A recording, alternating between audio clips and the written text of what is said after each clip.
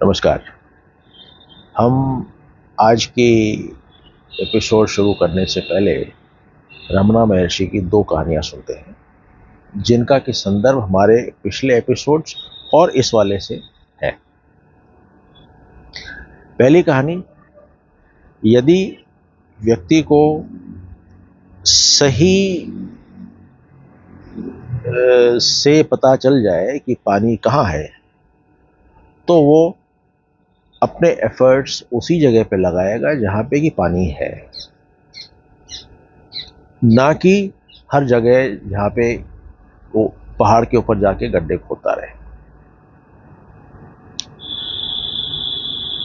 ठीक वैसे ही यदि हमें स्व का या असीम चेतना का या हमारे ही अस्तित्व का इल्म है, तो जगह जगह दर दर भटकने की जरूरत नहीं है। हमें पता है वो कहाँ है, तो हम तुरंत उसको पा सकते हैं इन अ स्प्लिट सेकेंड। दूसरी कहानी है कि एक कुक एक करेले को कई तीर्थ स्थानों में स्नान करा के लाता है, मगर फिर भी वो करेला जो है जब बनाता है तो वो कड़वा ही निकलता है।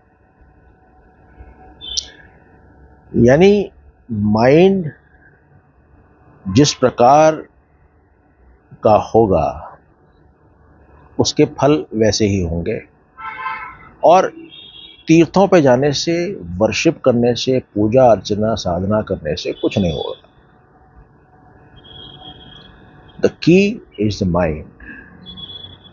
माइंड चेंज तो रिजल्ट भी चेंज होगा। ये दो इम्पॉर्टेंट कहानियां हैं, और इसी के साथ हम आज का एपिसोड शुरू करते हैं। शिव जी बताते हैं कि सही इंक्वायरी और सही एक्शन, राइट एक्शन क्या है। उन्होंने कहा कि refrain from actions that promote अविद्या, यानी उन गतिविधियों से बचें जो कि अविद्या को का प्रोत्साहन करती हैं, उसको बढ़ावा देती है। यानी एक एग्जाम्पल दिया कि अगर बच्चा बाहर कोयले से खेल रहा है तो हाथ काले होंगे, वापस आता है हाथ धो करके फिर जाके कोयले से खेलता है, फिर हाथ काले होते हैं। मगर तीसरी बार वो आता है, हाथ धोता है और खेलने के लिए वो कोई और चीज का चुनाव करता है, तो हाथ साफ रहते हैं। ठीक वैसे ही हमारी जो कंपनी है, उस कंपनी का असर इस बात पे होता है कि हमें अविद्या और इग्नोरेंस प्रमोट हो रही है या नॉलेज के हम समीप जा रहे हैं। तो इसलिए कंपनी का चुनाव अति आवश्यक है। फिर वो कहते हैं कि 3 इंपॉर्टेंट क्वालिफिकेशंस हैं एक सेल्फ नॉलेज के लिए। पहला, स्क्रिप्चुरल नॉलेज, हमारे ग्रंथ क्या कहते हैं वो नॉलेज। दूसरा, गुरु के जो इंस्ट्रक्शंस हैं वो। और तीसरा, ट्रू डिसाइपलशिप, यानी वो जो डिसाइपल है, शिष्य है, वो असली मायनों में शिष्य होना चाहिए। जैसा मैं समझ पा रहा हूँ वो ये है कि उस शिष्य को सही कीमत देने में हिचकिचाना बिल्कुल नहीं है। पे the right price and the job is done. आप सही डिसाइपल बन जाएंगे,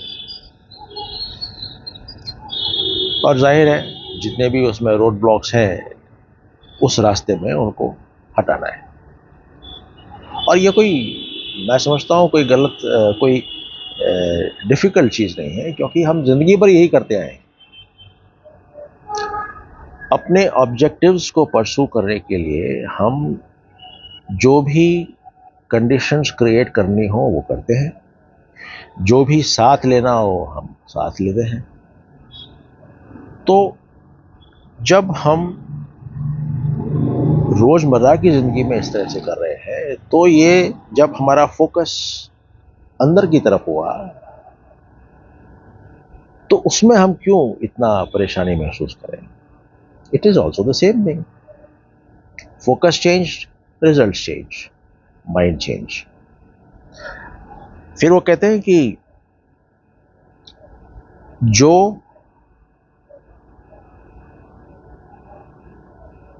प्लेजर और पेन में है, वही जब वो प्लेजर और पेन समाप्त हो जाते हैं, वही तब भी है। यानी कि वो हर वक्त प्रेजेंट है, हर कंडीशन में और हर अवस्था में, जागृत अवस्था, निद्रावस्था और स्वप्नावस्था, हर अवस्था में और हर सिचुएशन कंडीशन में वो अवेलेबल है। जैसे कि हम देखते हैं एक स्क्रीन फिल्म स्टार्ट होने से पहले भी है और उसके बाद भी है। दूसरा, उस स्क्रीन के ऊपर किसी भी प्रकार की हम फिल्म चलाएं, वो हमेशा वहां रहेगा और अनअफेक्टेड रहेगा। यानी अगर बरसात हुई फिल्म के अंदर तो वो स्क्रीन गीला नहीं होगा, आग लगी तो स्क्रीन के ऊपर आग नहीं लगेगी, वो वैसे ही रहेगा। चाहे कुछ भी हो, स्क्रीन रहेगा। फिर वो कहते हैं कि ब्रह्मा, विष्णु, महेश, ये जो जिनको रिडीमर्स ऑफ द यूनिवर्स कहते हैं, इन्होंने ये ग्रंथ रचे ही इसलिए हैं कि हमारे जैसे लोगों को उससे ज्ञान हो और अज्ञान का हम साथ छोड़ पाए। कहते हैं कि words like supreme self, Brahman, consciousness, Shiva, cell, lord, etcetera used in these scriptures may imply diversity, but in truth there is no such diversity. इन ग्रंथों में कई प्रकार के नाम लिए गए हैं उस एक चेतना को, परम चेतना को दर्शाने के लिए, जिससे एक भ्रम पैदा होता है कि ये सब कुछ अलग अलग चीजें हैं, मगर असल में अलग अलग नहीं है, सिर्फ एक है। जैसे पानी को हम अलग अलग नामों से जानते हैं, मगर पानी वो एक ही है।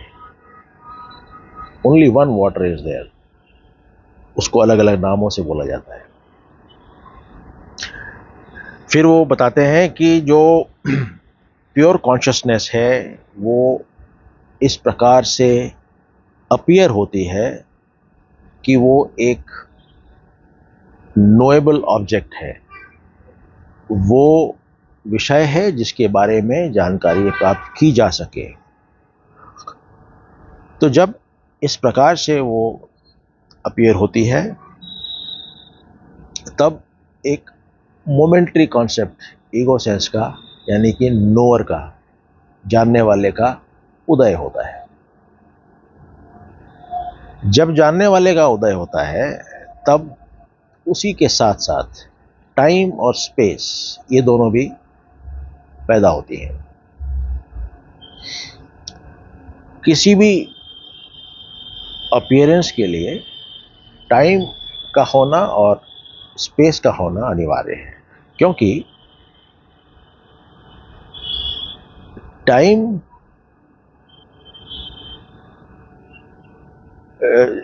जो भी चीज अपीयर हो रही है उसकी शुरुआत भी है और उसका अंत भी है, तो टाइम उस प्रकार से रेलेवेंट है। और किसी भी चीज के अपीयर होने के लिए, प्रकट होने के लिए, जैसा हम जानते हैं, स्पेस का होना जरूरी है। बिना स्पेस के कुछ अपीयर नहीं हो सकता। अगर क्लाउड दिखने हैं तो ऊपर में स्काई होना जरूरी है। अगर फिल्म देखनी है तो स्क्रीन का होना जरूरी है। वैसे ही अगर कोई आवाज का उत्पन्न होना है तो उसके लिए भी स्पेस का होना जरूरी है उसको पैदा करने के लिए, और फिर उस आवाज को ट्रांसमिट होने के लिए भी स्पेस ही चाहिए। सो बुनियादी दो चीजें हैं, वो है स्पेस और टाइम। तो स्पेस और टाइम भी पैदा हो गए।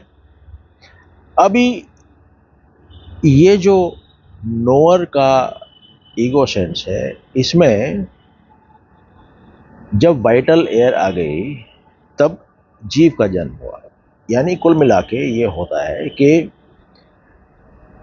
जब मैं यानी ईगो सेंस पैदा हुई तो यही मैं इस शरीर को भी जन्म देगा, यही मैं इस संसार को भी जन्म देगा। और जब इस शरीर के अंदर प्राण होगा तो जितनी भी जो गतिविधियां हैं वो फिर एक जीव को एट्रीब्यूट होंगी, और वो जीव वही ईगो सेंस है। हम इस तरह भी कह सकते हैं कि किसी भी जीव के दो एस्पेक्ट्स हैं, एक है फिजिकल और एक है नॉन फिजिकल। जो फिजिकल है स्थूल है, वो उसको हम महसूस कर सकते हैं अपने सेंसेस के द्वारा, और जो स्थूल नहीं है यानी सूक्ष्म है, उसको हम अपनी सेंसेस द्वारा महसूस नहीं कर सकते, उसके सिर्फ इफेक्ट्स महसूस होंगे। तो सूक्ष्म और स्थूल जब दोनों मिलेंगे और इन दोनों को पावर करेगा जीव यानी वाइटल एयर यानी कि प्राण, तब इस जीव का जन्म होगा। और यहां से वो जीव जितने भी उसने नोशंस पाले हुए हैं उन नोशंस के अंदर घिरता ही जाएगा, और अल्टीमेटली घनघोर अंधेरे में, घनघोर इग्नोरेंस में वो पहुंच जाएगा। इस प्रकार से माइंड का जन्म होता है ईगो सेंस के साथ में, और ये ईगो सेंस और माइंड लेकर के आता है अलग अलग साइकोलॉजिकल एनर्जीज। अब साइकोलॉजिकल एनर्जीज क्या है? तमस, रजस और सत्व, ये तीनों साइकोलॉजिकल एनर्जीज हैं जो कि हमारे मेंटल एनवायरनमेंट को डिफाइन करती हैं, और यहीं से मेंटल आयाम से फिजिकल आयाम का ट्रांजिशन भी होता है। और फिर कहते हैं कि यहां से worldly objects are now conceived, then engaged by various senses, thus creating experience। और फिर इसी फिजिकल आयाम में अलग अलग विषय सबसे पहले तो कंसीव होते हैं, उसके बाद सेंसेस उन विषयों के साथ एंगेज होते हैं, और उस एंगेजमेंट के कारण एक्सपीरियंसेस होते हैं, और इन्हीं एक्सपीरियंसेस को एक्सपीरियंसर एक्सपीरियंस करता है। Thus were all substances created, but nothing was created in fact। फिर वो आगे कहते हैं इसी प्रकार से हर सब्सटेंस क्रिएट हुआ, हर विषय क्रिएट हुआ, और असल में क्रिएशन तो कुछ हुआ ही नहीं, because it is all mental. Mind conceive कर रहा है और माइंड ही फिर एक्सपीरियंस कर रहा है।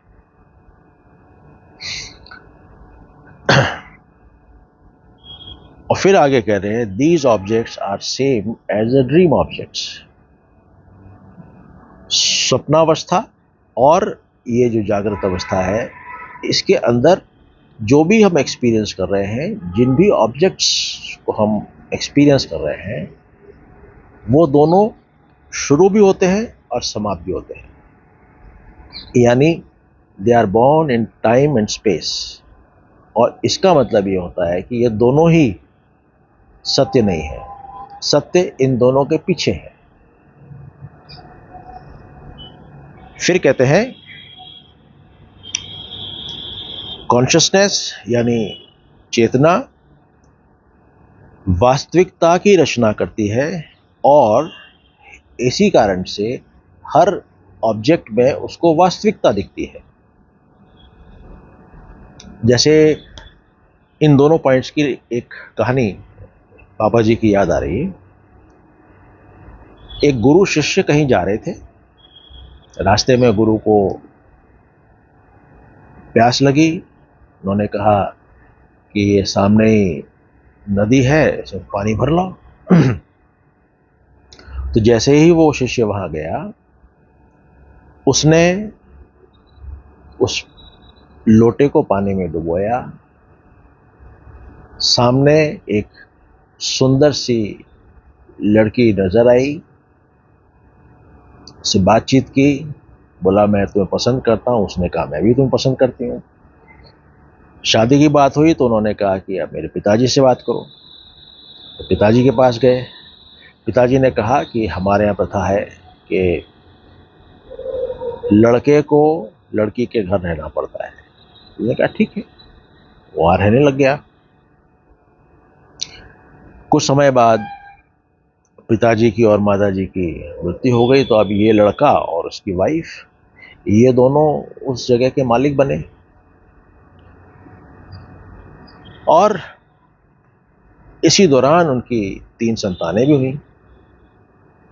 अब हुआ ये कि एक दिन बहुत तेज फ्लड आया, जिस कारण से उनके जितने भी पशु और घर की संपत्ति थी, सब उस पानी में बह गई। किसी प्रकार ये आदमी अपने परिवार को लेकर के एक हिल टॉप पे पहुंचा, मगर पानी का बहाव इतना तेज था कि वो सबसे पहले तो वाइफ के हाथ से एक बच्चा छूटा। जब इसने उस बच्चे को पकड़ने के लिए हाथ बढ़ाया तो वाइफ भी छूट गई और थोड़ा और आगे गया तो ऊपर जो बच्चा बैठा हुआ था वो भी गिर गया। अभी ये अकेला था, वहां रो रहा था। इतनी देर में उसको अपने कंधे पे एक हाथ महसूस हुआ। पीछे देखा तो गुरुजी ने कहा कि भाई इतनी देर हो गई, तुम पानी नहीं लेके आए। तो उसने कहा कि मेरा तो पूरा गांव समाप्त हो गया, मेरे जितने भी पशु थे, जितने भी संपत्ति थी, सब समाप्त हो गई, मेरे परिवार समाप्त हो गया। तो उन्होंने कहा तुम अभी तो आए थे, अभी थोड़ी देर पहले आए हो, और ये कहाँ ये सब तुम बात कर रहे हो।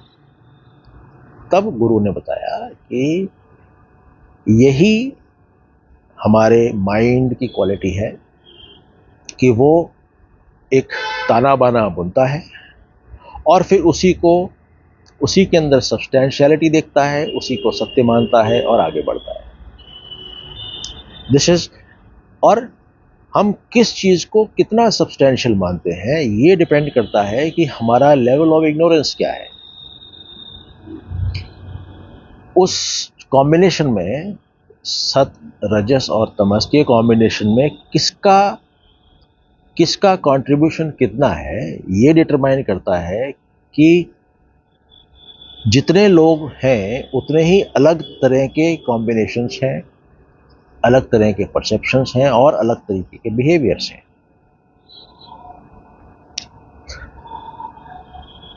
फिर उन्होंने कहा कि इस तरह के जो नोशंस हैं ये हमेशा दुख देंगे, क्योंकि वर्ल्ड, ये संसार एक मिराज की तरह से है, अभी है अभी नहीं है। संसार माया का इफेक्ट है, और मिराज कभी भी किसी व्यक्ति की प्यास बुझाता नहीं है। So this is how the world is to be approached. फिर वो आगे बताते हैं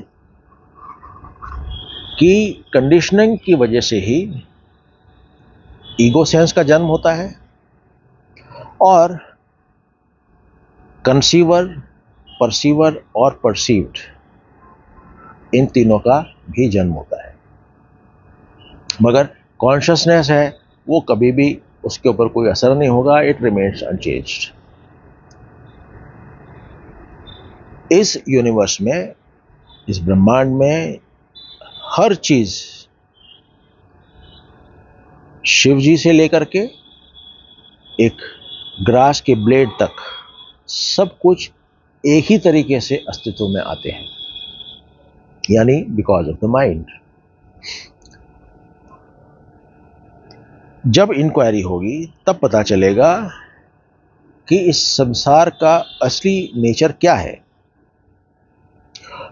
डाइवर्सिटी यानी विविधता। जैसे ही हम सेल्फ रियलाइजेशन होगा, आत्मज्ञान होगा, ये विविधता भी समाप्त हो जाएगी। ना विविधता रहेगी, ना विविधता को देखने वाला एक ईगो सेंस रहेगा। ऑल क्रिएशंस आर इल्यूजरी, काल्पनिक।